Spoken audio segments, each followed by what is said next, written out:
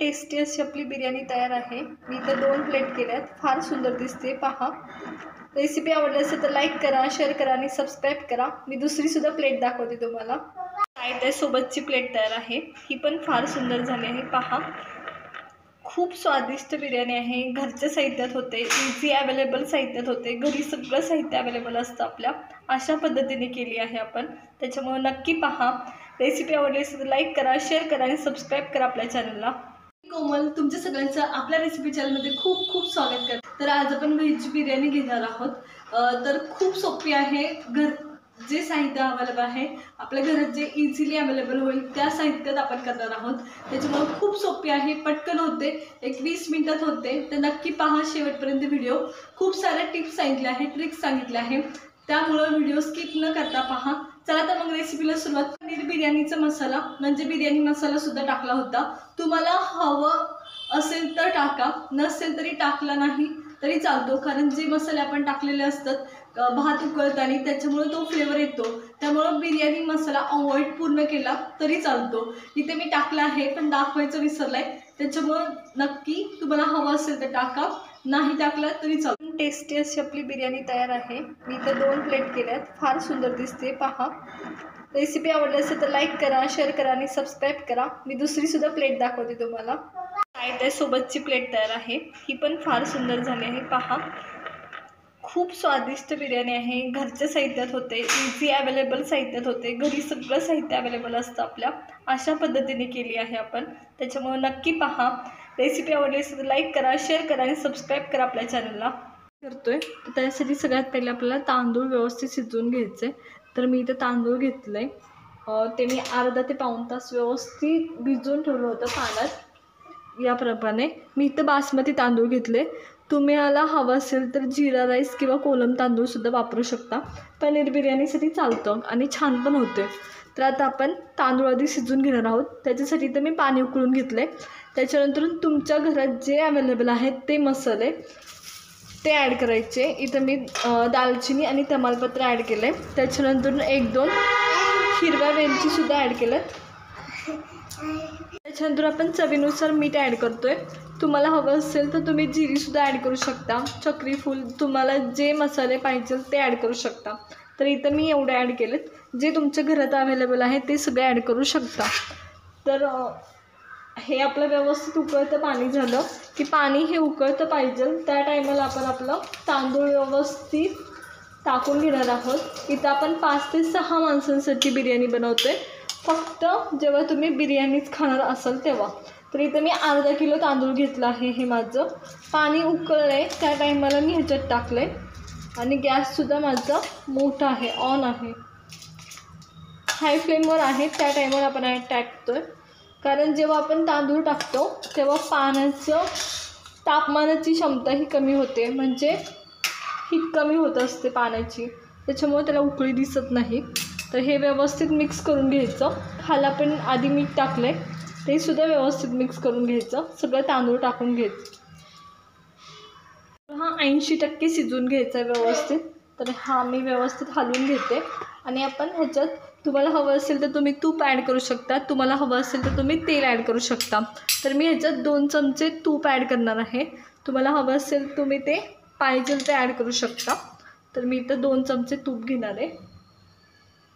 तर इथं माझ्याकडं तूप आहे, ते व्यवस्थित मी ॲड करणार, जेणेकरून तांदूळ मोकळा होईल आणि मऊसूत राहील।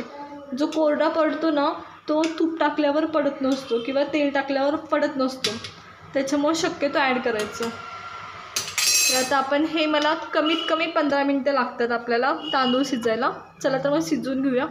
तांदूळ एकदम व्यवस्थित शिजला आहे, म्हणजे आपल्याला पाहिजे तो हे बघा ह्याचे तुकडे होतात आणि लांब होतं तांदूळ, तेव्हा काढून टाकायचं आणि पूर्ण गाळून घ्यायचं। तर माझ्याकडे इथं गाळणी आहे, मी ह्याच्यात गाळून घेणार आहे।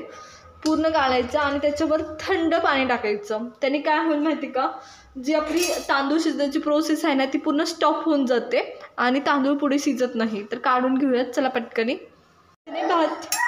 तिने व्यवस्थित काढून घ्यायचं, थंड पाण्याची खाली धरायचं, म्हणजे काय होतं शिजण्याची प्रोसेस स्टॉप होते। चला तर मग हे साईडला ठेवूया आणि मसाल्याची तयारी करूया। पनीरची क्यूब आहे ते आपण व्यवस्थित तळून घेणार आहोत. तिथं माझ्याकडं जेव्हा आपण अर्धा किलो पनीर बिर्याणी बनवतो तेव्हा अर्धा किलोच पनीर क्यूब आहेत. तर हे व्यवस्थित तळून घ्यायचे. शक्यतो क्यूब छोटे छोटे काढायचे म्हणजे व्यवस्थित तळले पण जातात आणि तुटतसुद्धा नाहीत. चला तर मग तळून घेऊया. तेल गरम केलं होतं. माझं कांद्याचं तेल ऑलरेडी गरम आहे त्याच्यामुळं त्याच्यातच सोडणार आहे मी आणि आपण बिर्याणीसुद्धा त्याच तेलात करणार आहोत. तर हे व्यवस्थित तळून घेणार मी. तुम्ही थोडंसं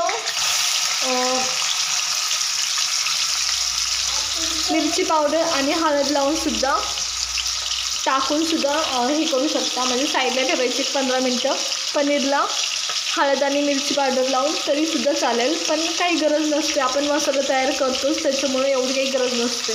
पनीर जस्ट आपण गोल्डन कलरची करून घेणार आहोत. खूप सारखं नाही हलवायचं, तुटून जातात. नाही तर मी 2 स्टेपमध्ये हे करून घेणार आहे, तळून घेणार आहे. तर हे व्यवस्थित तळून घेते मी आता. आपला गोल्डन ब्राऊन कलर आला आहे त्या टायमाला काढून घ्यायचे साईडला.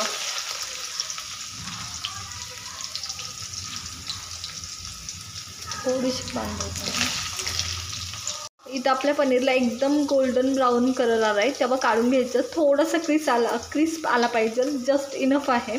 चला तर मी काढून घेते सगळे साईडला. बिर्याणी बनवायला सुरुवात करणार आहोत. मी दोन्ही स्टेपमध्ये माझे पनीर क्यूब तळून घेतलेत. चला तर आता पनीर बिर्याणी बनवायला सुरुवात करूया.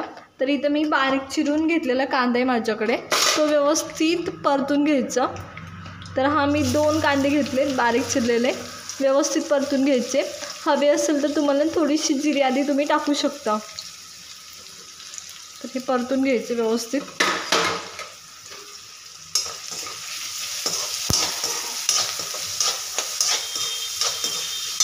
हवे असेल तर तुम्ही खडे मसालेसुद्धा ॲड करू शकता. कांदा परतायच्या आधी खडे मसाले टाकायचे मात्र, परंतु आपण तळतानीच म्हणजे भात शिजतानीच एवढे खडे मसाले टाकलेले असतात. खूपच आधीच मसाल्यांचं करायचं असेल तर तुम्ही मसाला बनवताना टाकले तरी चालतात. पण आपल्याला तसं नाही करायचं. थोडे कमी मसाले असले तरी छान होते बिर्याणी. जी प्रॉपर हैदराबादी असते मात्र त्याच्यात मात्र खूप सारे मसाले असतात. कांदा आपला गुलाबी रंग येईपर्यंत परतून झाला आहे. खूप परतायचं नाही, जस्ट गुलाबी रंग येऊ द्यायचा. त्याच्यानंतर आपण नाही का अद्रक लसूणची पेस्ट केली आहे ती ॲड करतो आहे. इथं मी 1.5 चमचा अद्रक लसूण पेस्ट वापरते आहे. तुम्हाला हवे असेल तर थोडीशी किंचितशी जास्त वापरू शकता. त्याच्यानंतर आपण ह्याच्यात मिरचीचे तुकडे, इथं मी मिरचीचे तुकडे असे एकतर मिरचीचे तुकडे असे टाकू शकता किंवा हे उभी मिरची चिरून 2 भाग करून टाकले तरी चालते. दोन्हीचा फ्लेवर मात्र वेगवेगळा येतो. तर इथं मी मिरचीचे तुकडे टाकते आहे आणि एक फक्त उभी चिरलेली मिरची ॲड करते आहे. दोन्हीचा फ्लेवर खूप वेगळा येतो. कट करण्यासुद्धा गोष्टींच्या फ्लेवरमध्ये फरक पडतो.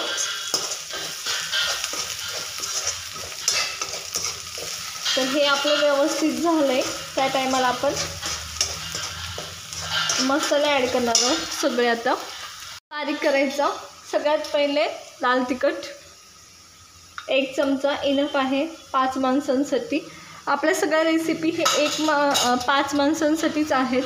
या आधीच्यासुद्धा पोस्ट केलेला. त्याच्यानंतर थोडीशी हळद, त्याच्यानंतर सगळ्यात जास्त प्रमाणात म्हणजे 2 चमचे हे आपले धनेपूड आहे व्यवस्थित टाकून घ्यायची.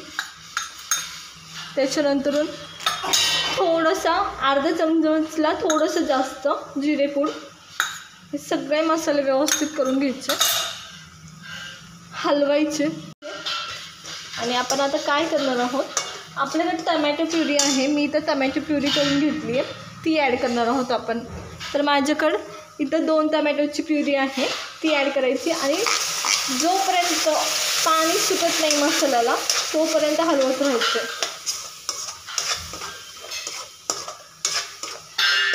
तर हे व्यवस्थित ॲड करून घ्यायचं. व्यवस्थित तेल सुटल्यावर मी तर अर्धा वाटी दही घेतले. आपण दही ॲड करतोय अर्धा वाटी. हलवत राहायचं कंटिन्युअसली, म्हणजे काय होईल, फुटणार नाही. म्हणजे खूप फुटलं तर आंबटपणा येतो, त्याच्यामुळे कंटिन्युअसली हलवायचं म्हणजे फुटत नाही.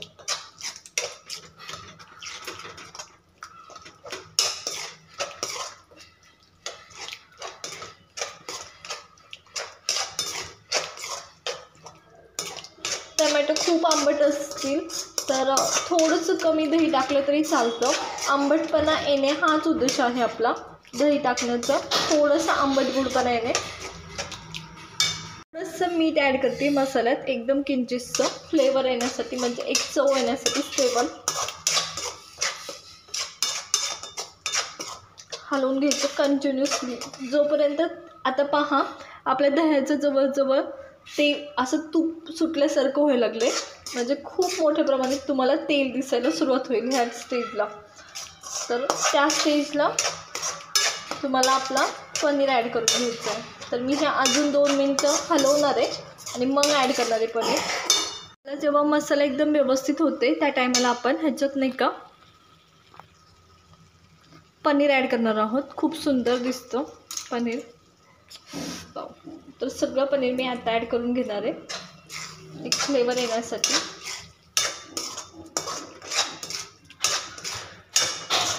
हलवून घ्यायचं पनीर. त्याच्यानंतर आपण कोथिंबीर तुम्हाला हवी तेवढी, पुदिन्याची पाने तुकडे करून असे तुकडे करायचे, त्याच्यामुळं फ्लेवर छान येतो. तर व्यवस्थित तुकडे करून पुदिन्याची पानं ॲड करायची, हलवून घ्यायचं. थोडंसं तळलेला कांदा, एकदम थोडा, आपण परत टाकतच असतो, एकदम थोडा. तर मी इथं एकदम थोडासा तळलेला कांदा ॲड करते. स्मेल खूप छान येतो. आता हे 2 मिनटं असंच परतून घ्यायचं आपल्याला. त्याच्यानंतर आपण लेअर टाकणार आहोत.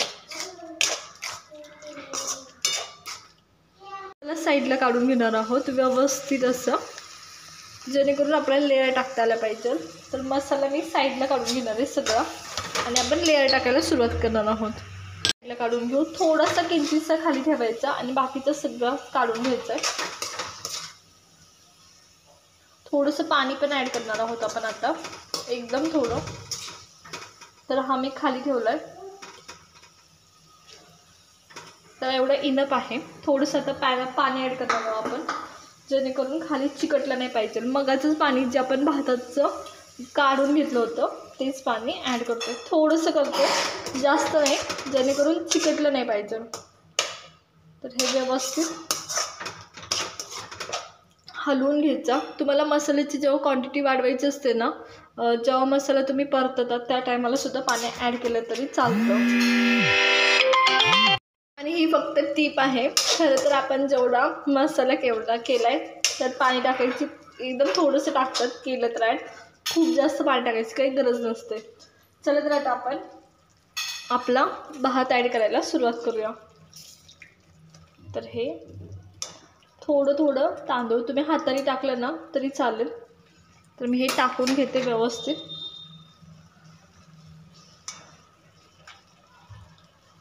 आता खरं तर 2 लेअर इनफ होतात. अर्धा किलो तांदळाचे खूप जास्त काही लेअर होत नाही. मसाले हवे असेल तर तुम्ही काढून टाकू शकता, कारण फ्लेवर सगळे लागलेले असतात, त्याच्यामुळं काढून टाकू शकता, काही गरज नाही ठेवायची. तर आता इथं मी थोडासा मसाला आपला जो आपण पनीरची भाजी बनवून घेतली होती, पनीरचा मसाला, तो ॲड करतोय. एकदम व्यवस्थित. पनीर तुटण्याची शक्यता जास्त असते, म्हणूनच आपण क्यूबमधून काढून घेतले. त्याच्यानंतर पुदिन्याची पानं, कोथिंबीर, मी दोन्ही मिक्स केले आता, पुदिन्याची पानं आणि कोथिंबीर. त्याच्यानंतर तळलेला कांदा, इथं माझ्याकडे तळलेला कांदा आहे,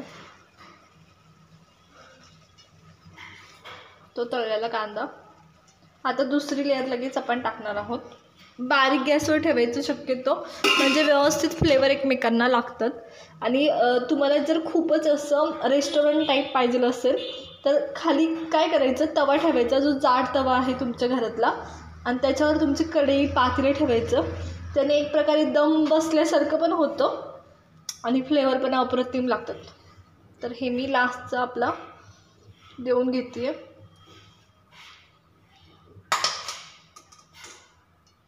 तर इथं मी लास्टचा पण दिला आहे आपला. आणि आपले मसाला, सगळा मसाला मी आता इथे टाकून घेते.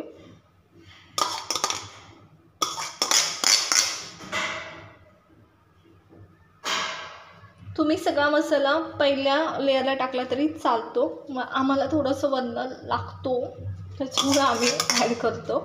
तुम्ही टाकला तरी चालतो.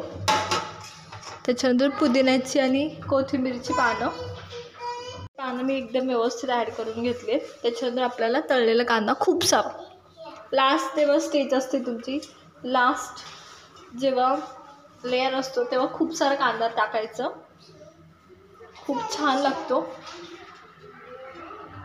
अप्रतिम. आणि झाकून घ्यायचं आणि कमीत कमी 10 मिनटं तरी उघडायचं नाही.